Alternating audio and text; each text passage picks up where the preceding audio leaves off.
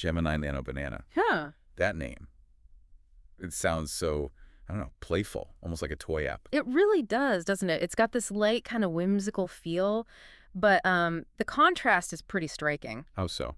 Well, the name is light, sure, but the actual power behind it Yeah. and the results you get, they're seriously impressive. Really professional grade stuff. Okay, and that contrast, that's really what we're digging into today, right? We've gone through this a pretty detailed review, a guide really, looking at this new AI image tool. Exactly. Our mission here is pretty straightforward. First, kind of unpack why this whole text-to-image AI thing has just exploded. Right, it's everywhere now. It is. Then we want to reveal the secret recipe, you could say, how to write prompts that actually work. Those commands you give the AI. Yeah, the prompts. And finally, we'll walk you through some really stunning examples that this tool, Gemini Nano Banana or GNB, actually produced. So let's get into it. Okay, so first up, why now? Why is this wave hitting so hard at this moment? I mean, think back just a few years. If you had a visual idea, You needed skills. right, you either had to be an artist yourself or you had to find one, hire one. Time, effort, money. It was a barrier. A huge barrier. And that's the big shift, isn't it? The barrier to entry used to be technical skill or cash. Now, it Yeah. just describes something. Like a cat astronaut drinking tea on the moon. Perfect example. And poof, the AI just makes it almost instantly. And that speed, that accessibility, it just opens up creativity for, well, everyone. You could be a marketer needing an ad mock-up. Or a writer who needs a quick book cover concept. Teachers making lesson visuals. Or just messing around for fun. It takes away that technical friction. We know the big names already, of course. Midjourney. DALL-E, which is part of ChatGPT now. Stable Diffusion, the open source one. And now Google's Gemini Nano Banana stepping into the ring. Yeah, and it's important to remember this comes from the Google AI teams formerly working on Bard, so it's built on that massive language model foundation. Which means? It means it's got this incredibly strong base for understanding complex text and translating that pretty accurately into visual ideas. Okay, so let's zoom out for a second. Why does this core ability, just turning words into pictures, why does that matter so much beyond, professional artists? It just vaporizes that technical wall between having an idea in your head and seeing it realized instantly. That instant realization. That seems like the core feeling from the review we read. They kept saying it felt light but powerful. Exactly. The results were described as really accurate, super clear, and it felt like the tool got the intent behind the words, not just the literal keywords. They mentioned a simple test first. Something like a landscape with mountains and a river. Right. And the output apparently looked like it could be on a travel magazine cover. Just straight up quality right off the bat. Okay, but then they push it harder, right? Yeah. Things involving like physics and light. Yeah, the tougher stuff. They asked for a modern city street with neon lights and rain on the road. Complex lighting there. Very. And it apparently worked almost immediately. It got the neon glow, crucially, reflecting realistically on the wet pavement. That's not easy. So the big takeaway wasn't just the image quality itself, but the consistency, getting closer to the imagined result faster. Less trial and error. Less needing to tweak prompts endlessly or just hit regenerate over and over, hoping for the best. Well, what's the tech reason? Why would G&B be more consistent? What's driving that accuracy compared to maybe older tools? It really comes down to better semantic understanding. The model isn't just seeing isolated words like cat and moon. It sees a sentence. It understands the relationship, the action, the whole context implied by that full sentence, cat on the moon drinking tea. That deeper grasp leads to more coherent images. I still wrestle with prompt drift myself sometimes. You edit a prompt a few times and suddenly the AI is off in left field. Oh, absolutely. I struggle with that too. It's a real thing, which is why getting that consistency, especially for a regular user, not a coding expert, is actually a pretty big deal. Yeah, that makes sense. And that struggle, that prompt drift problem, kind of leads us right into the next part, doesn't it? Right. The prompt itself. Right. We should probably define it clearly first. A prompt is just the instruction you type in. Think of it like giving really clear, specific directions to an artist who's ready to draw exactly what you say. And getting a great picture isn't magic. It's about giving good directions. The review breaks this down into, 7 key ingredients? Yeah, 7 essential parts for a detailed prompt. And they used a cool analogy. It's like stacking Lego blocks of information to build the final image piece by piece. Okay, so what are the blocks? First, the subject. Pretty basic. Who or what is the main focus? A young girl, maybe, or an old rusty car. Got it. Then Then the action. What's the subject actually doing? Reading a book, perhaps, or flying high above the clouds. Okay, subject, action. Next is location. Exactly. The setting. Where is all this taking place? In a dusty old library or maybe on a deserted highway in Cuba adds context. Now we get into the more artistic stuff. Right. The style. This is huge. Is it meant to look like an oil painting? Or maybe Japanese anime style? Or pixel art? Huge impact. And closely related is lighting, right? That sets the mood. Totally. Soft, warm morning sunlight feels very different from dim, flickering candlelight or harsh neon glow. Makes sense. What's left? Yeah. Angle and extras. Yep. Camera angle. Where's the viewer looking from? Is it a close-up on the subject's face or a dramatic wide-angle shot from below? And finally, the little things. The extra details. Small specifics that add character. Wearing a bright red dress with a small, noticeable scratch on the car door. These little dits make it unique. Using all 7 is how you get precision. Okay, so out of those 7, which ones do you think give you the most creative punch? The ones that really change the whole vibe? Oh, definitely style and lighting. They can take the exact same subject and action and make the final image feel completely different. Mood setters, for sure. All right, let's look at some actual examples they generated. This is where you see those ingredients really cook something up. Okay, example 1. The cozy bookstore cafe. Rainy day vibe. What were the ingredients?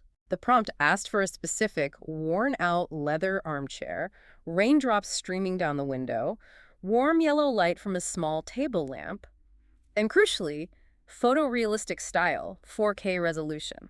And the result? They said it really nailed that peaceful, inviting feeling. You could almost see the steam rising from a nearby mug. The wrinkles in the leather were super detailed, just felt real. Okay, total mood shift for the next one. Idea 2. Little robot gardener. Yeah, pure character design here. Prompt specified. Friendly robot, round body, tiny watering can, big, curious blue eyes, and the style. Cute 3D cartoon style, like Pixar. Did it work? Apparently, yeah. Super friendly look, got the shiny metallic texture right, showed the AI could handle character concepts and specific cartoon styles really well. Okay, then there was a really practical one. Idea 4, I think the product shot. Ah, yes, the luxury perfume bottle. Right. This shows the business application. Precision needed here. What details did they use? Crystal clear glass, golden cap, light amber liquid inside, placed on a black marble surface. Then specifics on lighting. Professional soft lighting with distinct side shadows. And the style demanded hyper-realistic 8K commercial style, like a real magazine ad. Perfect highlights on the glass, reflections looked right. It proved you could use this for generating high-end commercial assets quickly. Wow. Okay, last one. Idea 5. This sounded epic. The explorer finding the jungle city. Oh yeah, this one had atmosphere. Prompt was something like, explorer in khaki shirt and fedora discovering huge stone temples covered in moss and vines. Critically, sunbeams breaking through the jungle canopy, aiming for a mysterious mood rendered in an oil painting style. And the result? This is where the reviewer had that moment of awe. Whoa. Okay. Hmm. Just imagine scaling that, taking that power-turning text into that level of detailed art and applying it to billions of creative thoughts instantly. Right. The way it handled those complex sunbeams filtering through the leaves in that specific oil painting style, that was apparently really impressive. So GNB clearly has chops, but it's not alone out there. How does it actually compare head-to-head with the big competitors you mentioned earlier, Midjourney, DALL-E. Yeah, good question. It seems to carve out a really nice niche for itself, balancing that power with being easy to use. So compared to Midjourney, Which is known for being very artistic. extremely artistic, yeah. Sometimes maybe too artistic, deviating from the prompt quite a bit to make something cool but unexpected. The review suggested GNB is actually better if your main goal is getting the AI to follow your instructions precisely. That accuracy is key. Okay, what about DALL-E. Its strength is often cited as understanding complex relationships, right? The cat is on the book next to the lamp. Exactly. DALL-E is great at that structural stuff, spatial logic. But the feeling from the review is that GNB maybe produces images with slightly more natural-looking textures and subtler, more realistic lighting. Gives it an edge in perceived realism, perhaps. Even for fantasy stuff. Even then, yeah. Just a touch more naturalism in the render. And then there's Stable Diffusion. Comparing GNB to Stable Diffusion feels like comparing a point-and-shoot camera to a pro DSLR with manual everything. That's a great analogy. Stable Diffusion is incredibly powerful, super flexible, partly because it's open source. But you need to know what you're doing. you really do. It can have a steep learning curve.